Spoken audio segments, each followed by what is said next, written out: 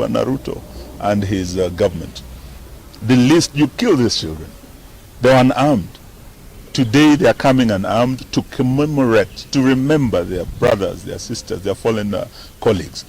The least you can do is allow them to commemorate. Allow the families to mourn.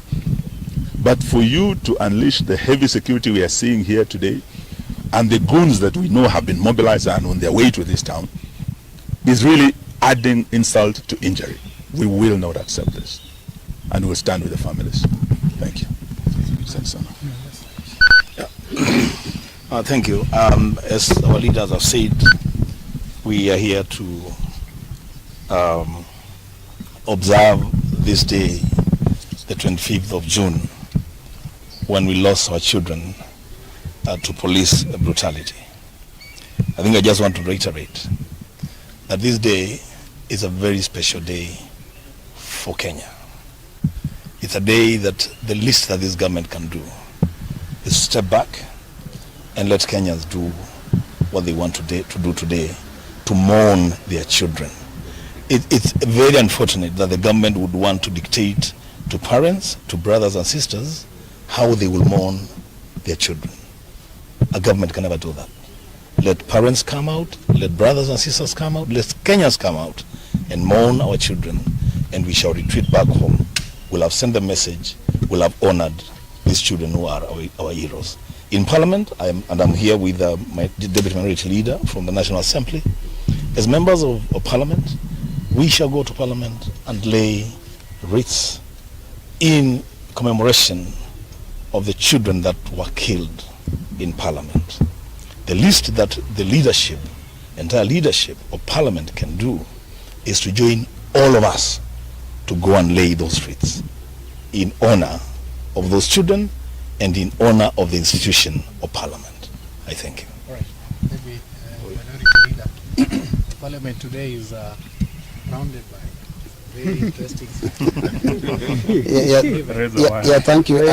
You know, I'm a member of the House Business Committee of the National Assembly.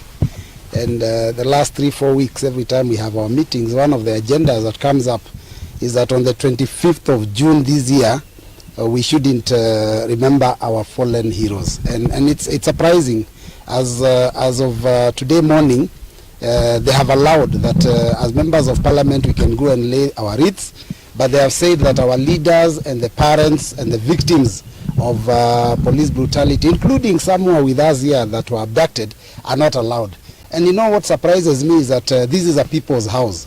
The House of Parliament is actually a house that should be visited by any citizen. Even State House can be visited by any citizen because that belongs to the country, to the people. So I am surprised because they have told us we can go alone. I don't know. I'm even wondering how I'll be feeling there laying flowers alone without the parents of the victims. But since they have said that is the case, that is what we'll do. But then I just want to say that the government needs to stop being paranoid. They need to stop this fear. We are unarmed. You've seen us here. We are unarmed. But if you go outside the roads there, these are very heavily armed police officers. You know, there is almost 20 police officers to every one of us. But you will see them attempt to intimidate us. You will see them stop us from even going into Parliament. They've cordoned off the city. They've told people not to drive into the city with their cars. So even though we said it's a public holiday, we didn't mean that people shouldn't be allowed to come to mourn. We only meant people shouldn't go to work, let us mourn together. Otherwise, we shall be doing that work in Parliament, and we hope that today will be a peaceful day. We hope those goons that they normally unleash on us are not released, because if they do that, then they're the ones that will be destroying the country. With those few remarks, thank you very much. What becomes of House business? What becomes of House business today? Because they sit in the House Business Committee. There was a direction from Speaker Wetangula that Interior CS Murkomen was to appear today and give a statement about Albert Ojwang. Is that still on? It's not on the, that has been cancelled. It's not in the order paper for today. I mean, even Parliament knows that it might not be business as usual. And I've heard the Interior CS has been walking the streets of Nairobi with Arungu himself, trying to intimidate Kenyans. I think those are the mistakes. They keep making mistake after mistake. He should just stay in his office, allow the police to keep peace. And by the way, they don't even need to be in riot gear. We are not coming to riot, we are just coming with flowers. I don't know whether anyone saw someone hit someone with a flower and hurt them. I think on behalf of the victims, we can have Kavuli represent the rest. So we've come today here to celebrate this special day for us as young people of this country. 25th is very special because that's when the young people, changed the political landscape of this country. We want to say that the police should not be tear gassing people who are shooting us. We are very peaceful, as always you've been peaceful. We want to request the police to give us some time to celebrate in peace. As my leaders have said, we would like to go and lay flowers in Parliament, though we've seen that they put some wire meshes there. Maybe they want to electrocute us. We don't know. But we hope that police are going to restrain themselves from shooting or tear gassing peaceful protesters. I want to request all young people in the country to come in large numbers and air their views, march peacefully. As Robert has said, Parliament is a house of the people. We are allowed to go there anytime we want, so long as we are peaceful, so long as we won't cause violence.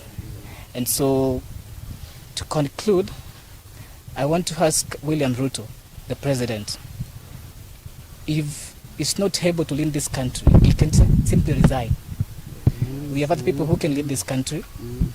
He doesn't have to be the president anyway. And you can't lead people by force. So if he's not able to lead this country, he should just step aside. We have another election. We elect the person or the people who are going to represent us. Thank you. Okay. Perhaps, Excellency, SKM, you had spoken earlier, but please speak to this. I like your gear. Thank you very much. Please speak to this. Yeah. The fact that the young people who are to come to the streets today appeared to be very ready for their death. That bad. That's what they're speaking about on social media. That tomorrow I will go to the streets and I will die. What does that speak about this particular country? And the government had stated that yes, Kenyans have a right, according to Article 37, to peaceably and unarmed assemble and demonstrate. Today we are seeing the city, it's like there's a curfew or something for people not to access the city. This government, including the IG, who yesterday assured Kenyans of their right under Article 37, is the same government that today has locked down the city. Please speak to these two issues. The fact that the children are saying we are going to die, but we'll still go to the streets. I can understand as a parent why these children are angry. Because they were mauled down, they were shot and killed, they were maimed. And a year after, and in our case actually 2 years, since 2023, nothing has happened. William Ruto called them treasonous people. They are committing acts of treason, and therefore no sympathy for them.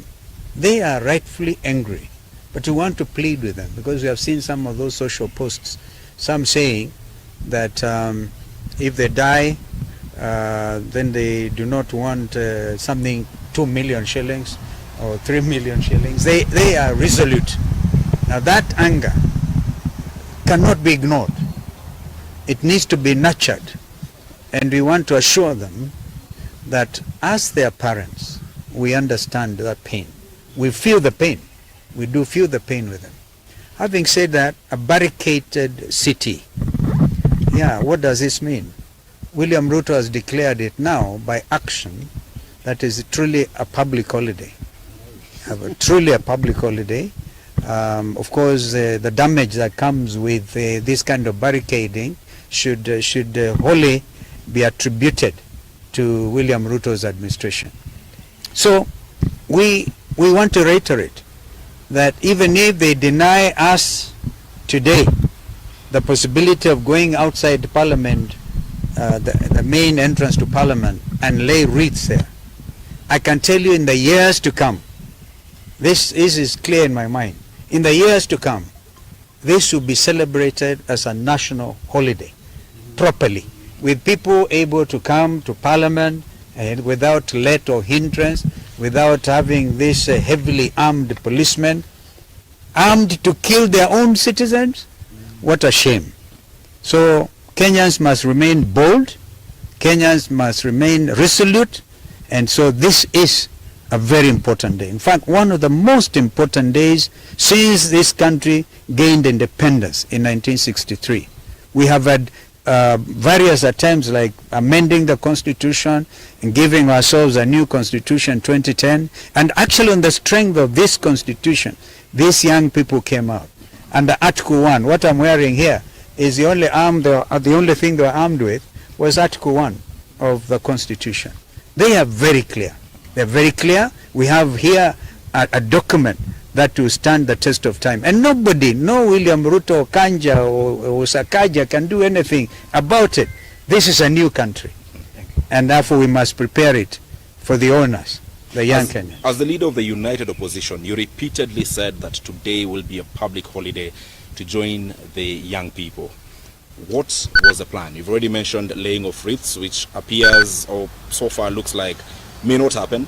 But what did the opposition have in mind when you declared today a public holiday? Because of heavy remembrance. This is not the usual type of remembrance. In 2023, we are not even allowed to come to a church like this, and we really must thank the Catholic Church for their magnanimity and their sense of understanding. In fact, we understand that on the 29th, all the Catholic faithfuls and the Catholic Church, we had this from Bishops Anyolo and Moheria and others, will be commemorating this event. Therefore, it was out of a sense of duty and a sense of nationhood that we declared this a public holiday. We didn't want to gain cheap political mileage because we are not the type to do so. It is out of a deep sense of commitment to this country and the welfare and the future of this country that we made those announcements. Noah Kipemboy from KTN. Yes, no. My question is sort of calling to order the political class. And I know we don't want to mention classes in this particular situation, but this issue of goons, it is an economic disparity question and people taking advantage of that disparity and utilizing people against its own people. Call to order the political class in this issue of goons, please, sir. Goons. Goons. I'm told even the international community have actually accepted that terminology.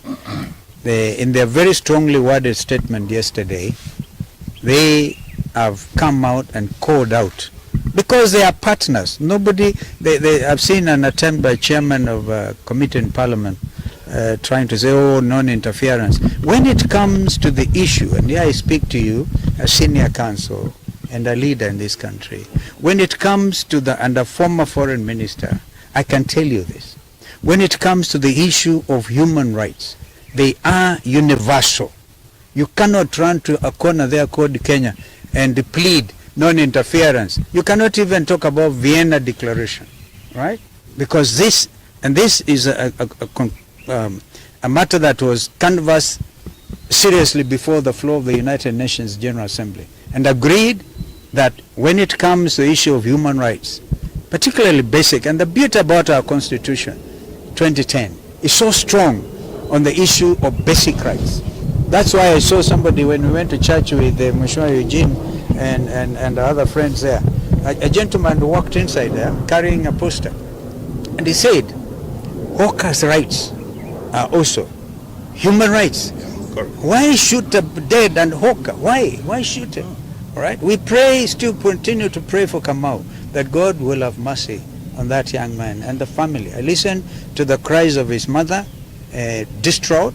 They are not able to talk to him, and so we want to plead that and thank the hospital, Kenyatta National Hospital, for trying to help him, carrying out 2 operations. But rights, even under Article 43, by the way, we are all socialized to Article 37, even what IG is able to quote, yeah, the right to peaceably and unarmed to demonstrate. You cannot change that. So Article 43 on those other human rights, social rights, very, very important. Therefore, goons who came in carrying, of course they were paid 1,000 shillings. We have seen them confessing. Thank you to the media. Thanks for the media really highlighting this, that they are saying, oh, we didn't know. It is a very shameful thing. And what will go down in history is William Ruto's administration, afraid of its own citizen, went and bribed others because they are unemployed, paid them some money to go and beat their fellow citizens. It is like this massive bribery they are calling economic empowerment.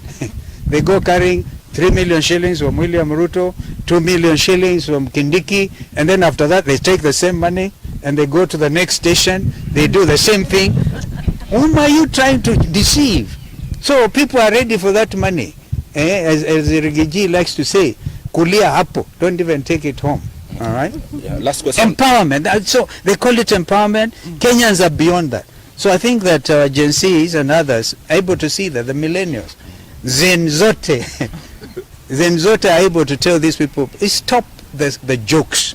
These are serious jokes. Last question from me. And I think that before we leave the issue of goons, I think we want to ask William Ruto, you cannot take our police over 12,000 kilometers away to deal with goons, gangs of Haiti. Then you are back home, you actually sponsor goons against your own citizens. And you let your police walk with these goons on the streets of the capital of our country. Now who is fooling who? I think we want to tell him that, you know, you're riding on the back of a tiger.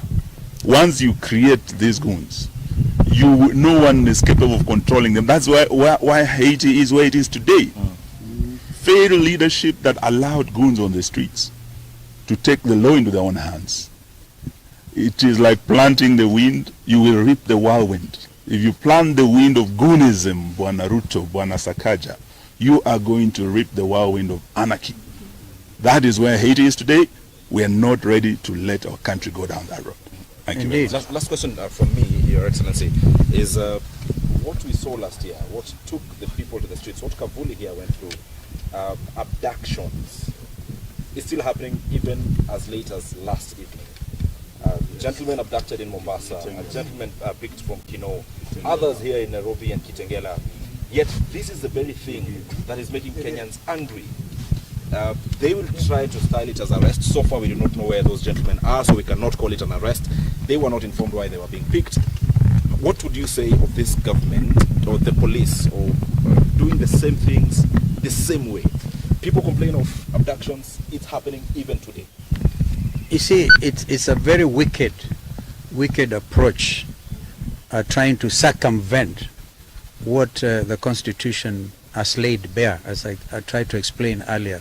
Because they realize the only avenue available to them is a very primitive approach by abducting your citizens without a warrant of arrest, without anything legal. And we continue to call them out. They will be caught up with by the long arm of the law. You cannot escape it. They will be accountable. So, because for me, 25th of June will now become the Youth Transparency Day, the Youth Governance Day, and this is it. So if they continue these abductions, because one young man, for example, just sends a post, all right, then they're afraid. They're afraid. They're so afraid that they have to escape from the city. It's so amazing. So amazing. So we continue to call out on abductions, and as I say, live kuma kuri CBD hena muruto Stephen Kalonzo Musyoka hena mudogo weto Eugene Wamalawa na atongoria ge ala maragetetia mafitha furitini gukora mekirite megeko thiini wa nyigiriro nyigana cigiriro nyingi cia muci munene wa Nairobi muthi wa muthenya wa muthuririkanĩrio mbeũ njithi Gen Z marakĩyumĩria nigetha makorwo magĩcakaya ikuũ cia aruna ao arĩa moragirwo mwaka mũhĩtũku nĩ maabitha borithi. Ngari itirĩtĩkĩre kũingĩra taũni CBD agĩkorwo umĩte Thika Road kana kũrĩa guothe ũkiumĩte Donholm kũu guothe ũguo, ngari itirĩtĩkĩre kũingĩra CBD iranũgamio na koguo CBD kũhana ũguo harĩa mwena wa archives andũ makĩrĩ ho already na maũndũ maya mothe Fadhili FM Kenya tũgũthiĩ tũgĩkũnengagĩrĩria ndũgĩra gũkũ nĩ mũciĩ na maũndũ